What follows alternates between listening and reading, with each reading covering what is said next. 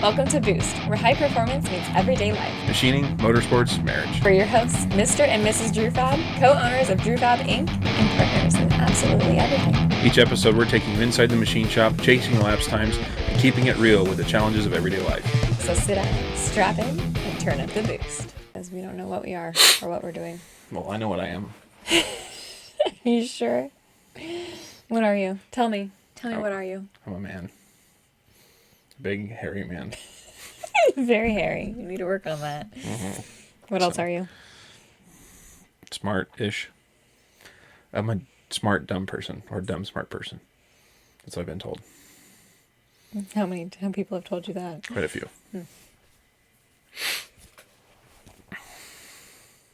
That's how you identify yourself? I identify myself A as smart, dumb man. I identify myself as a super genius. Me and Wile E. Coyote. We're two peas in a pod. Okay. I have a little more success with my inventions, though. Yeah, I hope so. You're not chasing after a roadrunner. Feels like it sometimes. We have a 4-year-old. You don't chase after her. That's my job. I chase after her sometimes. Mm-hmm. But I do catch her. Mm-hmm. He never catches the roadrunner. So. Meep. So, it's 2026.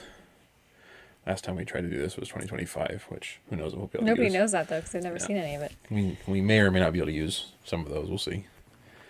But, so, one of the reasons we didn't continue doing the podcast was because I think one of the biggest reasons we had a lack of, I don't want to say agreement, but a lack of vision all the way around of like what we wanted to do. And what I wanted to do didn't really jive with what made sense, because then you were sitting here. Oh, yeah. I mean, I wouldn't say it's lack of vision. Like, you had an idea and you knew what you wanted to do. I mean, I have the list of people you wanted to talk to sitting right there. But it's just, I didn't see how I could fit into that, because I don't have the same passions. I don't have the background to talk about it. And it's one thing to talk to somebody who doesn't know so they can ask questions, but you also have to have questions to ask. Right. Well, and that was kind of And we don't want to just listen to you monotone talk the whole time. Why not? I sound beautiful. You're really good at it. You'll go on and on and on. That's There's no question there, which we could just have a podcast of just you if you'd like. And it would be, and nobody would ever watch it or listen to it. And it would be really good to put people to sleep. I could talk about the physics of drag racing and put people to sleep. Yeah, you could. I think this podcast should be our dinner table conversations, because we try our best to sit down around the dinner table together as a family every night. And it's typically work related, because work doesn't stop. Yeah, work doesn't stop at dinner time. It's not always work related. Well, it's the only chance you and I get to talk to each other. Yeah. I mean, you're so busy all day, every day, and go. It's like the first time I see you. Yeah. So the first time, and I'm not going to get into that, but. It's also the place where I unleash my harebrained ideas. Yes. It's usually, I had an idea. Yeah. I have lots of those. I'm really good at the idea thing. I'm just not as good at the... Okay, brain. So does that make you Pinky if I'm brain? And we're trying to take over the world. That makes sense. No, you're Dexter and I'm Dee Dee, remember? That's probably pretty fair. What does this fair. button do? That's probably pretty fair. That's what it was when we first bought the CNC machines. You've done a lot of things today. Oh, I did a lot of things today. Yeah. You packed like, I had 37 a toddler orders there with me the whole time while I was doing it. No, I don't have that many orders. It just was like tedious, because that shifter thing and packing, how many was it? 50 of them? 49. Wrapping 49 bubble wrap bags and then tucking them. I actually liked how it fit in a box, but I picked like the perfect size box, and then everything was just fit nice there. It wasn't just 49 pieces. It was like 340 pieces. Well, all the rest of them I did the other day. Yeah, I didn't do that today. Yeah, but then I had to fight the stupid FedEx account, because it would not let me select normal FedEx ground. You never told me what you figured out. So I ended up, I thought I saved it to then like go out and then come back in and see if it would like let me choose a different option. And it took out all of the box size, box weight, box like insurance values. That sucks. But then without all of that in there, FedEx Ground and a whole bunch of other options were available. So I put ground first, and then I filled out all that other stuff, and it didn't take it away. Weird. It was super weird. And then because I did another FedEx shipment today, which one was the other one that was kind of high value dollar value one? But anyways. I don't know. And it almost took away the FedEx ground. Like Weird. it was like all of those high value shipments, and then just that one was there. And I was like, okay, thank goodness I don't have to fight that one. Huh. I wonder why. I don't know. I've never had it happen before. We've shipped like big orders. And it shouldn't matter the insurance value on the package because you're paying for the insurance. Like, right. Well, and like that one was going to Temecula. Like there's no way it's going air. Right. Like that doesn't even make any sense. Like next day ground would be fine, but right. Like that, but yeah, stupid. it was weird options. Huh. But you did actually get it to go to ground. I got those ones to go. That's good. Yeah. I don't even remember what else I did today. What else did I do today? I was working with Alan, kind of helping him on some stuff. Yeah, because he's organizing the cabinet and our inventory cabinet, and he's testing me. He'll come to me and he'll ask me. He's like, "Do you know what this is?" And I'll be like, "Do I know what that is?" How much of our stuff do you know what it is by heart? And so he'll ask me. Well, it's stuff that we don't sell a lot of, or like is relatively new compared to the other stuff or whatever. Yeah. And like I told him, I was like, these newer things that we've put out, and I haven't shipped a lot of them because either you package them or we just haven't sold a lot of them. Yeah. I don't have practice with what they are. Well, some of them are still kind of in development. Like there was the one that was like things. I thought it was the pump brace loop. It is, yeah. It is. Okay, so I got it right. So, but like he took that information, and then he went and looked at the CAD to like find out what it was, and then he like couldn't find it. It's there, so it's in the CAD. So, it's just hidden. I was like, darn, did I get it right? Yeah, we looked it up. It's in MRP. Oh, he did ask you about that specific part. Mm-hmm. Yeah, and it's in MRP. It's I think the CAD. So in the CAD you can hide individual components. I probably have it hidden because like I make the DXF. It's all one assembly, and I make the DXF files from them individually. So I probably hid the one. Is more than likely how it happened. But it'll be nice once we get that cabinet done.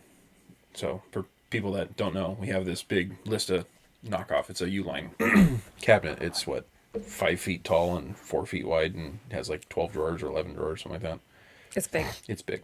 I have to stand on a step stool to see inside the top drawer. Yeah, I think I'm the only person that actually works there that can see in all the drawers. Without using something. Yeah.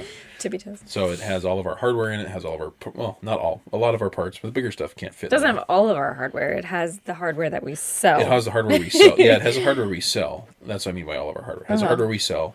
Has all of our billet parts minus the big stuff like the pop-offs and stuff like that. And then we have manufacturing resource planning software, MRP Easy, that we use.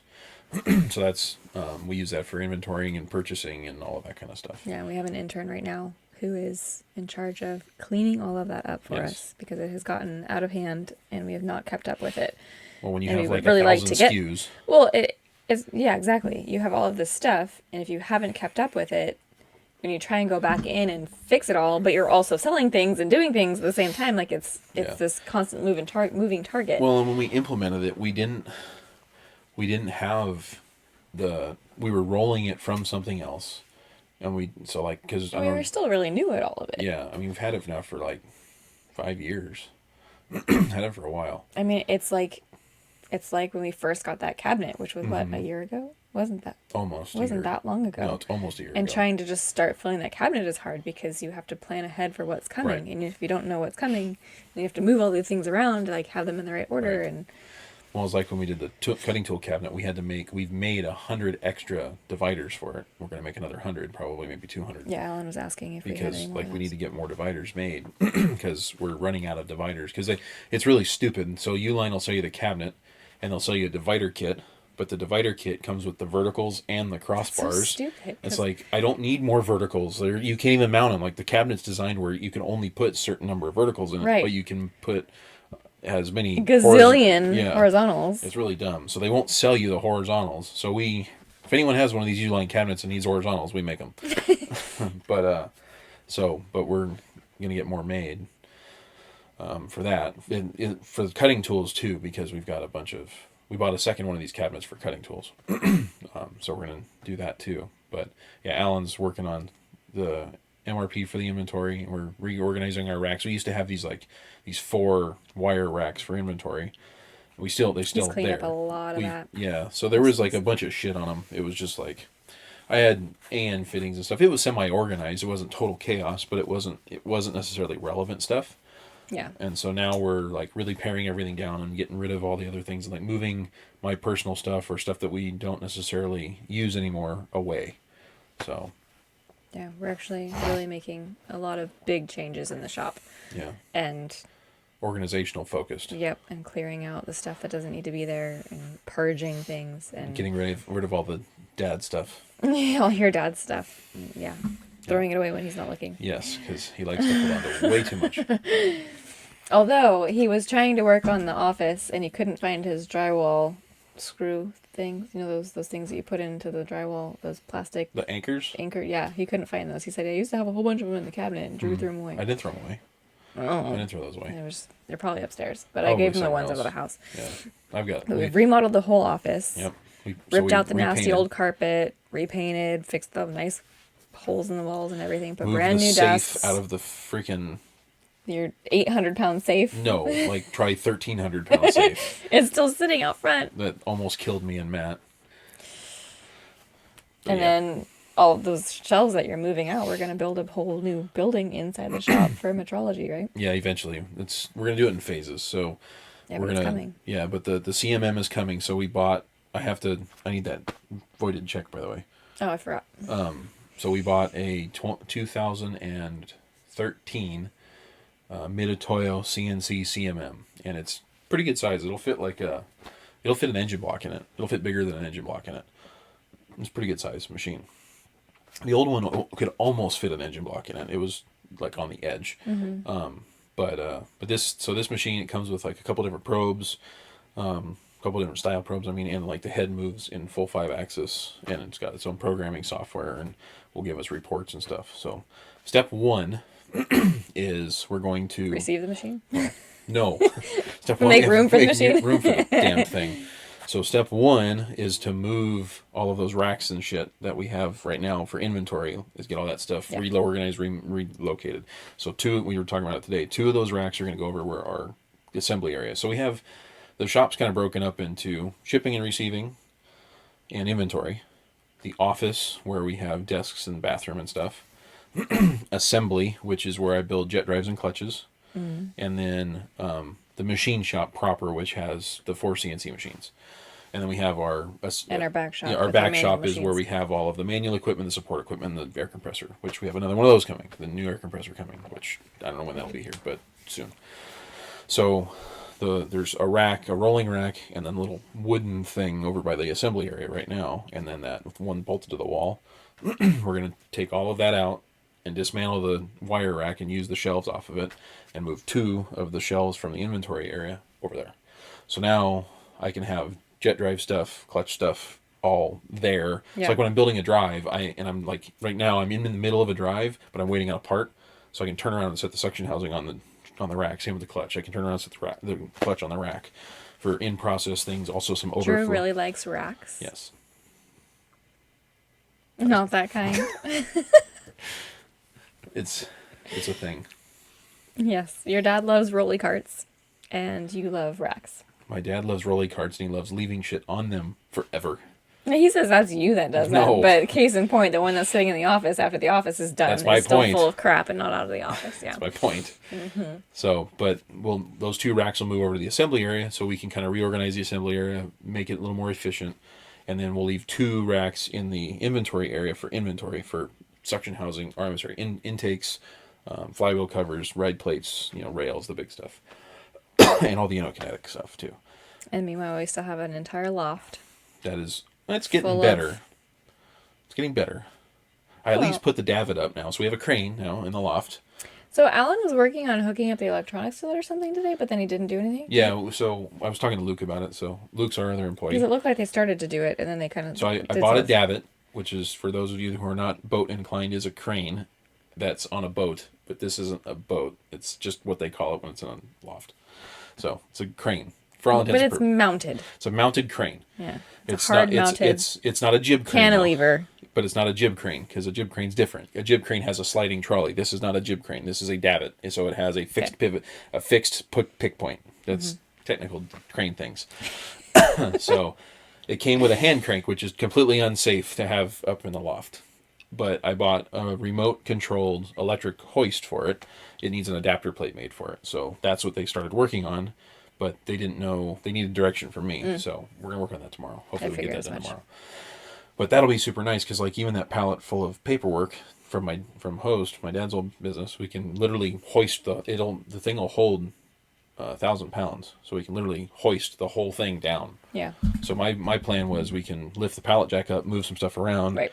Move the thing Get over. the engine out of the way. Put the rest of the handrails up. Move the engines. We have handrails in our loft now, or at least one. Well, we have 3 sitting there. Yeah, they're up there. They're up one there. is mounted. One is mounted. Which is exciting. Yeah, and then we can get your bar down from up there, because you have your the outdoor teak bar. You say bar, and I think It's of like a wet rod. Bar. It's a wet bar. Yeah, to have in my backyard to put things on. So, and then we have that one the big rack upstairs that we're going to get rid of, all the junk that's on it, and get rid of it. So, I think I'm going to gift some of the things that are on that to the boys. Yeah. Like the speakers. I told Luke, he was asking me about speakers. He saw some speaker upstairs. He's like, I didn't know you were an audio guy. I'm like, oh yeah, there's like probably 15 subwoofers up there. Yeah. And he's like, his eyes all lit up. I was like, you might be taking some of this away. I don't know. All of his buddies were buying a whole bunch. Yeah. So there's a lot of moving stuff happening in the shop. So like all of that is happening alongside the business of what is like needing to get done and all of the jobs coming in and out and shipping hardware and all of the things. All of the freaking motor plates I've had to pack. I hate packing motor plates. We've gotten motor plates down to a science. So like when we first started doing engine mount kits, it was a nightmare for me because I literally drew every single one of them individually. But I've got it now, so we have 4 master files. Yeah. We have a Chevrolet, big block Chevy, big block Ford, Coyote, and LS. And they're labeled with their part number in CAD, and they're assembled. They have the engine block, the front plate, or plates, if it's a Ford or Chevy or Coyote or whatever. Sometimes they're 2, sometimes they're 1. And then they have the rear plate for a stock mount starter, and the rear plate for a top mount starter, and the flywheel cover, the rails, and everything all in it. And they have a fictitious jet drive location, so that way when the setup sheet comes in off the website, I literally, it's all parametrized. So you pull up, it looks like an Excel spreadsheet, and you enter the numbers and you change the things, and it literally auto updates the plates. Nice. So all I have to do now is I have to go. So the only thing I have to manually do now is I have to set the rear crankshaft height to relative to the jet drive, the fictitious jet drive point. And so once that's all, I just set that and check the drive shaft angle, and then it's good to go. And like the last one I checked, so I think it was a Chevrolet. The guy had called me and was asking me about it. And so I set the rails down from the top of the stringers like an inch because the stringers are rounded. So the guy called me and he was like, what should the drive shaft angle be? And then like, where should the rails go? Mm-hmm. I told him that the rails go down about an inch and then the drive shaft angle should be about this.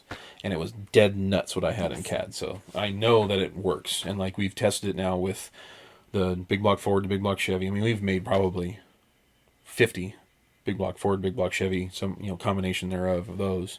And we've made now 2 Coyotes. One was top mount, one was stock mount. And now we're making our first LS. Sold our first LS. I made other LS parts, but this is our first branded LS kit going out. So we're as long as you progress. Keep ordering whatever comes in the 3x3x40 tubes, we'll be good to go. Because we repurpose McMaster-Carr tubes for the rails. They're great. They fit. If any of you order the rail kits and you get that tube and you're trying to get it out, I want a video. I want to know how hard it is for people to get it out. Those stupid caps suck. Well, the caps aren't the problem. It's wedged tight in there. Like the feet like jam in there and the rails jam in there. I was in the shop the other day, and so it's all tight in the tube, and so I literally am dropping the tube on the ground to make it fall down into the tube, and I just know that you have to do the reverse to get it out. Yeah, well. So I'm wondering if people like have to shove something the other end to like push it out, or I wonder how hard it is to get it out. I know. Actually, I've taken them out, so I know how hard it is to get out. But I know from like talking to a few people that we haven't had anything damaged in a long time. No. We had like those tubes, there's no way it's going to get damaged. We had like 4 or 5 rail kits get just totally obliterated by we tried to use the square boxes. Well, the square boxes, but we had motor plates get just obliterated a couple times too. I don't remember that. Yeah, we had, I think it was a Chevrolet. They literally lost the whole front half of the fucking rail kit. So, well, the way I packaged but we also switched to plates FedEx. haven't So changed. we switched. So we use UPS for our low value stuff. That's not a big deal and small. But all the high value stuff goes FedEx, and it hasn't been a problem since. Well, yeah, and it's not even. I mean, we choose FedEx, but we. Oh, camera just died. I can still see myself. No, maybe not. That's weird. Huh. It was just saying Take hello. What was I saying? We choose, I don't know, FedEx and UPS. Oh, yeah. This is, I mean, we either ship through Shopify. Yeah, which is UPS. It could be UPS. FedEx is an option now. I saw that. It popped up about a month ago. Yeah, I don't know why it's available now, but we can, and because it used to be a thing you had to pay for. Mm-hmm. But and now it's there. Part of it. I don't know.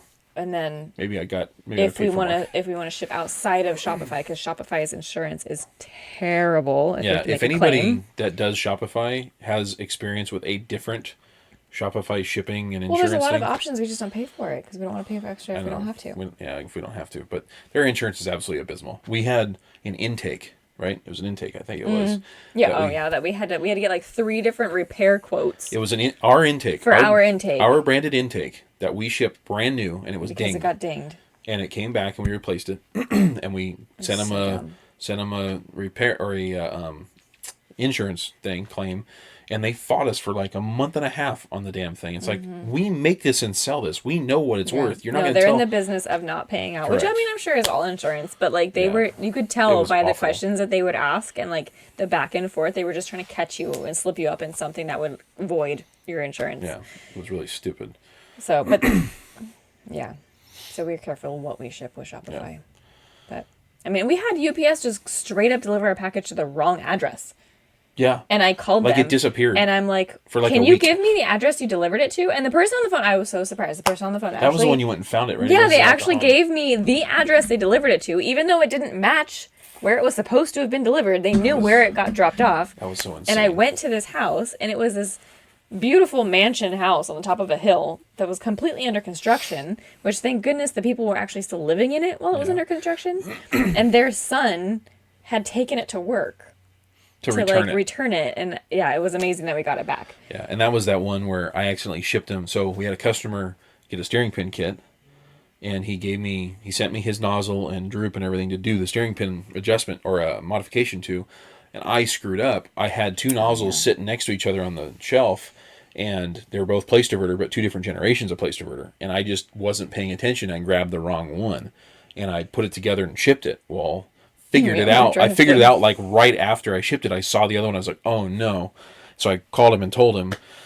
And then we put the other one and shipped it. And then they shipped the good one to the wrong freaking person. Yeah. And it was always a disaster. It was ridiculous. And I still haven't gotten the other one back from that guy. And they never, so we filed the claim.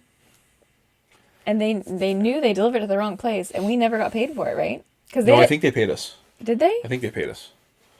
Because we didn't tell them we got it back. Didn't tell them we got it back. Because I was on my own dime. I went and found it. Yeah, because they weren't going to give it back to us. Well, UPS wasn't going to go find it. No, they weren't going to find it. They weren't going to do anything about it. They just literally were going to write it off. And that's a place diverter nozzle. They're like $800 or something like that. They're expensive. Oh yeah, and that's the other thing. I mean, if it's not our part, they wanted a receipt. That's what it was. Remember? Yeah. They wanted a receipt. It's like, our customer doesn't have his receipt from when he bought it from whenever ago, and or it came on the boat or whatever. It's not his responsibility to provide that. Exactly. Like, this is replacement value. That was my thing. It was replacement value. So, but I think we've done like 20 rail kits this year, 20 motor mounts this year. That's what you said. Something like that. It's a lot. It's been a lot. We've done a freaking lot of them. We made flywheel covers. Normally we make flywheel covers in batches of like 20 or 25, and we made flywheel covers in February-ish. It was this year. Like a long time ago. It was this year. I just don't remember when. But we made them early this year, maybe late last year, but early this year, I think. And we're literally almost out.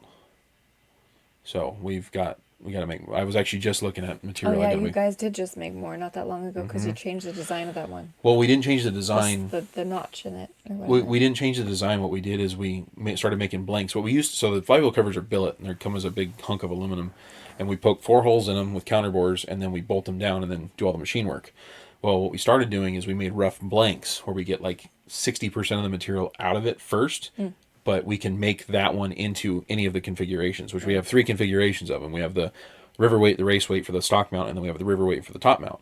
And so we can turn that blank into any configuration. So then what we do is we make all the blank, or we, like, if we know what we're making, we'll make them all, but we save like 4 or 5 blanks so that we can just turn them into something. That way we have one left of those. But we only got like, I think 4 like stock mount river weights left. So we got to get on those pretty quick. So yeah, we're out of. We still need to do the tie down too, right? Is that on the list? Yeah, I ordered that material. That should have come in actually. I need to check that. Luke was asking about some titanium that he thought was supposed to come in today. Did that ever show up? Titanium? He asked me if any material came in. No, stainless. Oh, okay. No, stainless. No, it'll be here Monday, I think. So I think that one will be there Monday, and then I need to follow up on that aluminum for the tie downs because I ordered that. I actually placed that order. That should be there. So because we were out of that, and then we just sold our last pop off today or yesterday. Nice. So last pop off in stock. We have a bunch of pieces. I made a whole bunch of like the inner tubes and discs.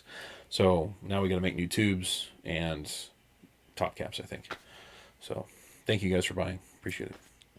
The only pop off on the market that you do not have to modify the suction housing, except for the Berkeley, you have to grind the little nub off, but you don't have to machine the suction housing. It just bolts down and you go.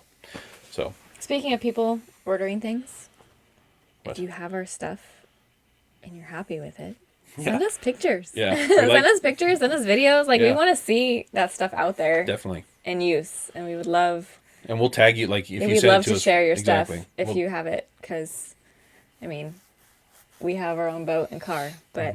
People get tired of seeing my stuff. We want to see we want to see our stuff on everybody else's stuff. And we want to see what you're building. I remember the first time I was out at the river, and somebody had... the forward water inlet. Was when we first did the forward water inlet, and it says DREWFAB right on the front. It's like big in center. And I saw it. I was on like a sandbar, and I saw it from a ways away, and it was like the first time I saw my name on something in the wild. It was really cool. So yes, please, if you have stuff, send pictures and videos. Just email them to us or whatever, and we'll tag you in it on social media, however you want to. Share it. We can do Facebook or Instagram or TikTok or whatever. I don't know. Philip does TikTok. I don't have anything to do with that. No. I have relinquished all social media and YouTube to Philip. I approve things, but I'm not the one doing the things. Thank God. God, I hate it. So did I tell you when I went to the bank the other day and the teller was trying to guess what DREWFAB was? No. I think I did tell you, but you probably forgot. And she wanted to know if I was into what did she ask me? You think it was DREWFabulous? Yeah, she was trying to do I sell clothes or something, or I don't remember what she asked, but something along those lines. And I was like, no, we're a machine shop. I was totally off Not from related. what she was thinking. And she's like, oh, I saw the fab, and so I was trying to figure out what that was like. She's like, fabrication? I was like, yeah. Yeah, it started out as fabrication. Like that's what I did back in the day. And so for people but I have joked that we should have like a DREWFabulous line and do something clothing or something with it. Yeah. I don't know. But for people that don't know, DREWFAB is one word, not two. Yes. People try to and make it's not Drew's Fab. No, Drew's Fab is a guy up in LA area who makes. It's not Drew's Fabrication. No, it's not. Yeah, it's DREWFAB, and it's one word. One word. It actually was an acronym. Yeah, it was all caps. Did I ever tell you the acronym? I remember it had dots in between, didn't it? It did. It was D.R.E.W.FAB. It was Design, Racing, Engineering, Welding, and Fabrication. DREWFAB. Because he can do those What things. do you call that when you do your name and you make the words their name? I remember you doing that when I was a little kid for like anagram? Mother's Day. So anagram? I guess, maybe. I don't know. I don't remember. Yeah. But you don't want to weld anymore. No. Not, you don't I don't want to mind do doing it on my own fabrication stuff. anymore. No. Not for other people. No. No. Like, I was talking to somebody the other day about it. I was like, can I weld? Yes. Can I do a very good job of it? Yes. Can we do very high-end work with it? Yes. But the thing is, I think I'm better at the machine work. Or I think we are better at the machine work. But B, I think we as a company are more efficient with machine. Some people are really, really good at being fast at fabrication and welding and like making money at it. There are guys that are just really good at it. And I was never really good at making money at it. I was really good at it, but never really good at making money at it. And so the machine work we've done well. And the point of a business is to make money. Like at the end of the day, the goal is make money. So So we started doing the machine work, and it's kind of been, good from there. But Well, like you said, you can still do those things for yourself. exactly, So. yeah. I really actually like welding on our own stuff, like doing my own stuff. I just don't like how much time it takes. I gotta get another. We made a welding area, but we didn't get a chance to put a welding outlet in the welding area. So I have to run a cord across the shop to the one welding outlet. So that's one of the next things on the list. So, Someday you'll have to give me a second lesson on welding. yeah, second or third or fourth. Luke was asking for welding lessons. Really? Yeah. That's cool. Yeah.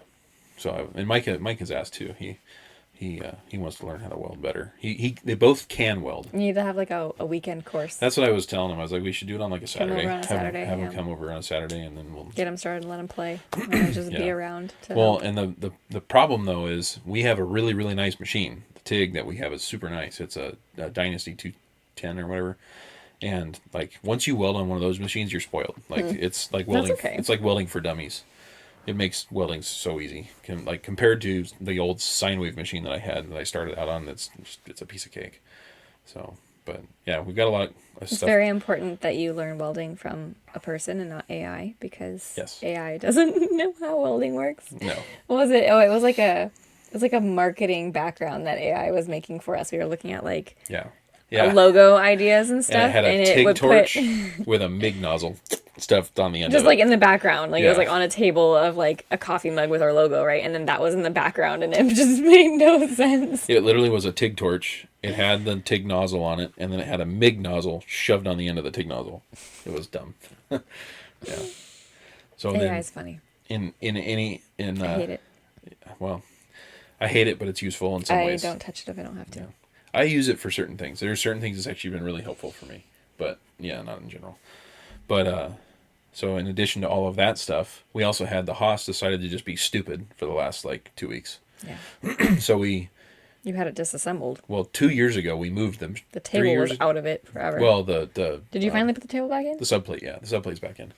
So so 2 or 3 years ago we moved it. So the Haas used to be sitting this way, and then we moved it that way, and then we put the Akuma next to it.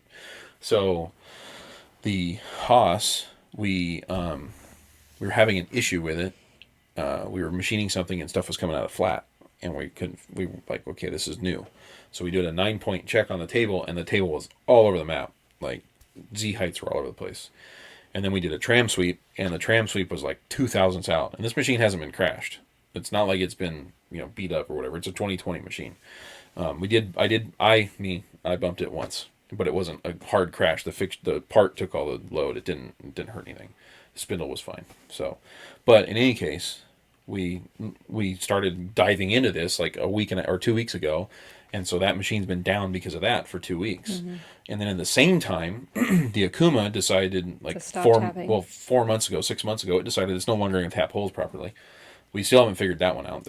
We've literally gone through post processors, we've gone through tooling, we've gone through coolant, we've gone through geometry checks. Like we have done everything, and everything is correct, but it eats taps. We were tapping M6x1, so a 1/4 inch-ish tap. You did like 48, and then it died. 48 parts, 3 holes per part, so 120 holes in aluminum and 6061 with a form tap, with an OSG form tap with an OSG drill. That's the exact size that they recommend. Pinned and checked, gauged, the whole 9 yards, and 120 holes, and broke the tap. Which, like, we used to get thousands of holes out of an M6 tap, literally. We used to make those parts. So those parts, we make 1,800 of those parts every year, give or take. And there's like, I don't know, average of like 4 holes a part, and they're all M6. So we've literally done thousands of those freaking holes and never had a problem. Mm-hmm. So we've been fighting that, and the Kitamura, the freaking APC, the pallet changer, the motor is like howling.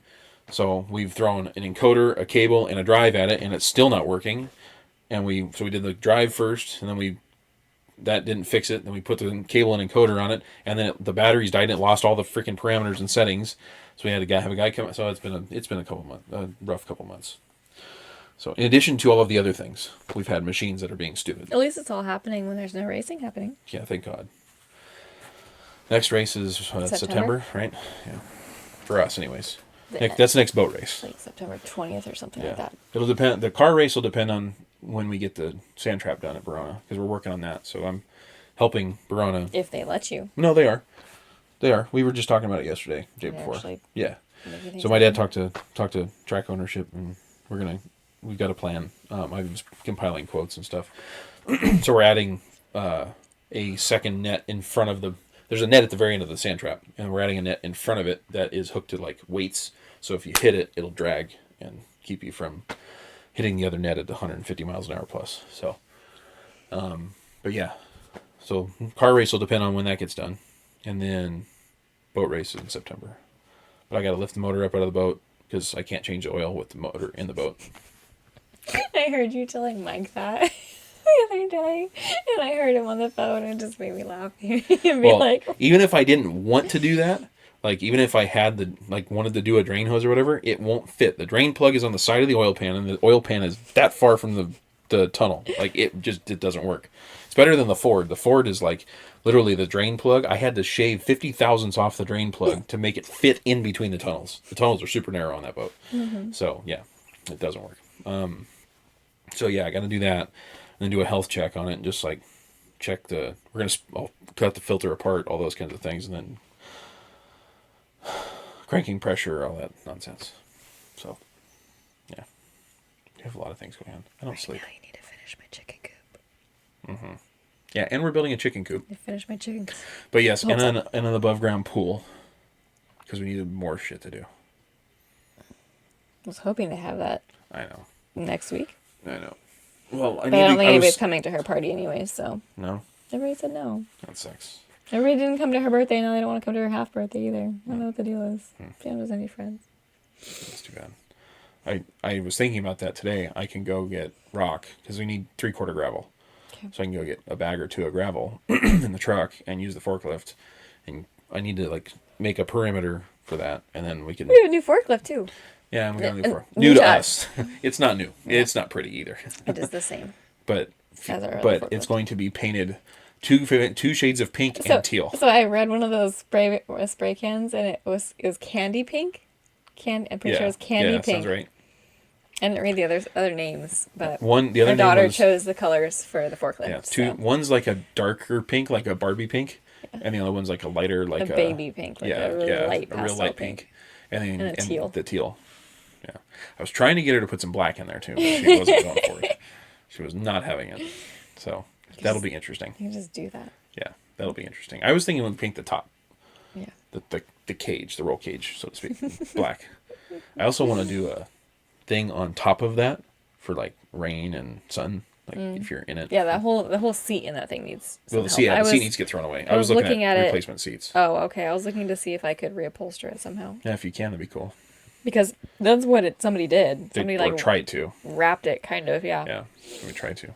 The funniest thing, that's another thing you need to teach me is how to drive the forklift. Because now that we have a forklift that doesn't have brake issues, I would like the other one doesn't have brake issues. Teach me how to drive it. The other one doesn't have brake issues. The brakes don't work. I honestly, it doesn't have issues. They just don't work. I am so proud that Mike is willing to drive that thing, and that he was willing to without too much hours supervised. He's got driving skill. I'm not talking about his skill. I'm just talking about driving confidence, being responsible for something, right. Carrying something like that. Right. That's what would make me nervous. Because the time that we had, I think somebody was bringing material maybe, and he hopped on the forklift because nobody else was around, right, to unload the material from the truck, and I could tell that he was a little nervous because that's not his equipment. Yeah. Right? Well, and he was probably new to it too back then. I would imagine I think he'd driven it at least once before, but okay. We don't get anything really huge. But the brakes.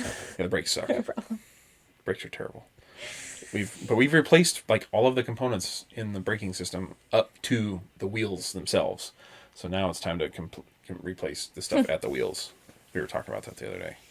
So we'll see. But yeah, the new forklift. The funniest thing. So the guy showed up and he was like, I thought it was a bad battery cable because I thought it was just the end.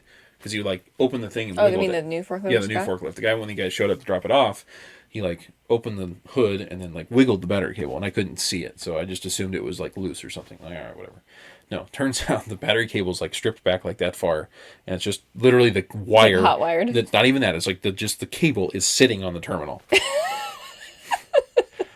So it's totally screwed. So I need to replace the battery cable, which that's not a big deal. It's really easy stuff to do. But replace the battery cable and then make it run, and then But what's cool though is we got the exact same forklift that we had before. So we had a Mitsubishi forklift. We have twins now, and we got the exact. I mean, it's literally identical. They're pairs.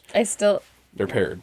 We need to put the other one in storage. Like, put it away. It does not need to be accessible. We need to figure out what we're not doing 2 forklift lifts. Yeah, we need to put it away somewhere. We need to get an end game figured out for sure. But the nice thing is, thing of you telling me that, well, we can still use the other one for this kind of lifts. Like, we don't need it. We don't need to have 2 sitting out and about. Here's the thing though. So the one we currently have, or the first one, has brand new tires. It also has a freshly rebuilt engine.